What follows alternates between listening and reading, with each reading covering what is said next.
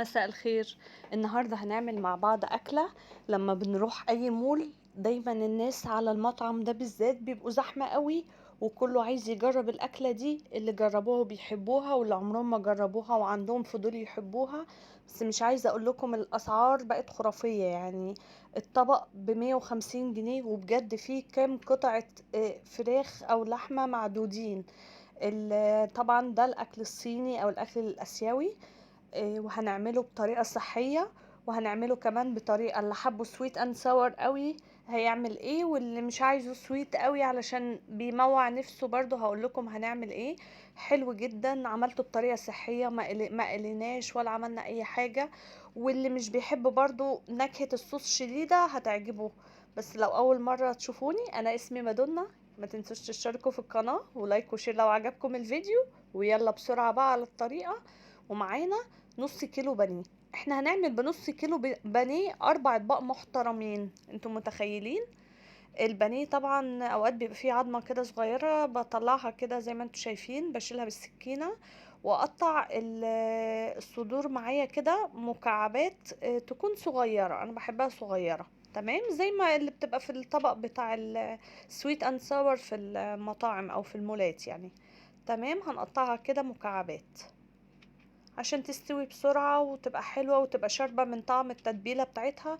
وده طبق من الأطباق السريعة جدا، اللي انتي لو عايزة في نص ساعة جاية من شغلك بسرعة ومحتاجة تعملي أكل في نص ساعة، هو ده في حلة واحدة هيخلص. طعمه حلو جدا، هيعجب الولاد، واختلاف عن البانيه والمكرونة العاديين. تمام، انا هو بوريكم تقريبا قطع المكرونة كلها قد بعض. معانا معلقة، تقريبا نص معلقة كاتشب كبيرة، نص معلقة صويا صوص، فلفل اسود، ملح. ونبتدي بقى نقلب التتبيلة دي عليهم. نبتدي نقلبها كده. ودي نص معلقة نشا ونص معلقة دقيق، نص معلقة برضو كبيرة. وهبتدي بقى اقلب الحاجات دي كلها في بعضها كده، واسيبها 10 دقايق. احنا مش هنتبل، انا بس مسافة مع وقت كده بتاعها يعني هسلق فيه المكرونة. هي مش محتاجة تتبل ولا اي حاجة، هي بس هتشرب من طعم الحاجات دي في وقت قصير جدا، لان هي قطع صغيرة خالص. عايزين تزودوا الصوص والكاتشب، الصويا صوص والكاتشب، تمام. انا عندي هنا قرنين فلفل رومي. طبعا كله هيقول ده الفلفل الالوان غالي، كيلو ب50 جنيه. القرنين دول صغيرين عاملين 10 جنيه، انا كنت بوريكم التيكت بتاع السعر. القرنين مع بعض عاملين 200 جرام. ولو جبتي واحد بس احمر كبير شويه هو 200 جرام، يعني ب10 جنيه بقى، ما كلفناش حاجه، وما اخدتهمش كلهم، انا اخدت قطعه من هنا مع قطعه من هنا. فممكن تجيبي ايه هو واحد بس وخلاص. بقطعه كده شرايح بالطول، وعايزاه بالطول تبقى شرايح طويله. تمام، انا كنت بقصرها شويه عشان ابني ياكلها في وسط المكرونه، ما يقعدش يطلعها. وده برضو الفلفل الاصفر بقطعه كده قطع زي ما انتوا شايفين، برضو صوابع كده رفيعه، ترانشات كده كله. طبق طعمه حلو، صحي، اقتصادي، سريع جدا، مليان خضروات. ده معانا بصل برضو بنعمله جوليان.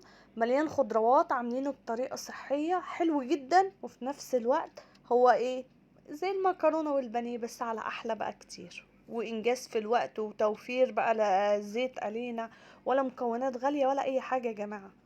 وده بصل برضو قطعناه صوابع كده، ترانشات رفيعة خالص برضو زيه زي الفلفل. تمام. معانا هنا معلقة زيت واحدة. قطع الفراخ بتاعتي بجيبها كده وبالتدريج بنزلها في الطاسة تاخد تشويحة. طيب عايزين نعملها زي المطعم بره، بنرش عليها دقيق تاني، بنغلفها بالدقيق كويس، ونجيب زيت غزير ونقليها. تمام، تبقى زي الستريبس كده، تبقى مقلية زي الستريبس. بس انا مش بحب ان انا اقلي. لكن انا برضو بقول لكم اللي عايز يعملها بالطريقة الاصلية يرش عليها زيت دقيق ونشا كويس، وبعدين يقليها في زيت غزير. اللي عايزها بطريقة صحية زي هيلسي كده يعملها بالطريقة اللي انا بعملها دي. انا كده اهو نزلتها. طبعا ما بقلبش وما بقلبهاش يعني غير لما تاخد لون، عشان احنا مش عايزينها تقعد تنزل المية بتاعتها. وبرضو كنت بنزل بيها بالتدريج في الطاسة علشان الطاسة ما تبردش معايا. اهو شوفوا بدأت اهي تاخد لون، الموضوع بجد 5 دقايق كانت واخدة لون، وكانت شبه استوت يعني، ما بياخدش وقت خالص. فعلا دي للاكلات لايام المدارس، لايام الصيف الحار اللي مش قادرين نقف فيها، لاي موظفة عايزة ترجع من شغلها وولادها بيحبوا كل يوم المكرونة، بس هتدخل معاه خضار وهتدخل اكل صحي، هتبقى وجبة متكاملة مش مجرد شوية مكرونة وخلاص. هنا معانا المية، ودي مكرونة شرايط انا كنت جايباها. ما عندكيش غير اسباجيتي، هي بتبقى جميلة بالاسباجيتي، دايما بعملها عادي، بس انا كان عندي مكرونة شرايط قلت بقى اعيش جو المطاعم طالما موجود عندي. حطيت المكرونة تتسلق حوالي 8 دقايق تقريبا. هنا الطاسة بقى بعد ما كانت تشويح، جبت معلقة توم صغيرة، ويا دوب هي طبعا التوم كان مجمد، اول كده ما ريحته طلعت فك وريحته طلعت نزلت كده بالخضار معايا، هديله تشويحة سريعة ياخد بقى من نكهة التوم كده وياخد من نكهة الفراخ اللي كانت متشوحة، هياخد طعم حلو قوي. احنا مش عايزين الخضار يدبل، مش عايزينه يبقى طري قوي، احنا لا عايزينه كده يبقى فيه شوية قرمشة. انا اهو بديله كده تشويحة سريعة.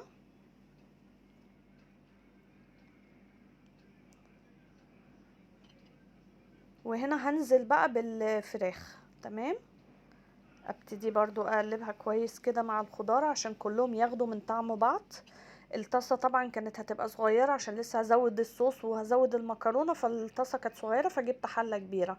معايا هنا ممكن معلقتين كاتشب ومعلقتين صويا صوص، او معاكي لحد ربع كوباية وربع كوباية حسب انتي الصوص عايزة قد ايه، وبابريكا وملح وفلفل ورشة سكر. طب انتوا لو عايزينه سويت قوي زودوا معلقتين سكر كبار، والملح قللوه، لكن احنا مش بنحبه مسكر قوي، احنا بنحبه كده. تمام. معايا كمان زودت عليهم كوباية من مية سلق المكرونة، وجبت كوباية الا ربع زودت عليها معلقة نشا مليانة عشان عايزة اديله قوام كده شوية الصوص ده. معلقة نشا مليانة وقلبتها في المية كويس على البارد ورجعت نزلت بيها على الصوص. عايزة الصوص بقى يبقى لونه اغمق من كده زودي كمان معلقة كاتشب ومعلقة صويا، بس انا ما كنت مقللة الحاجات دي عشان ابني يرضى ياكل منه. هنا بقى قلبت كده بقى المكرونة منها فيها كده مع الصوص رائعة.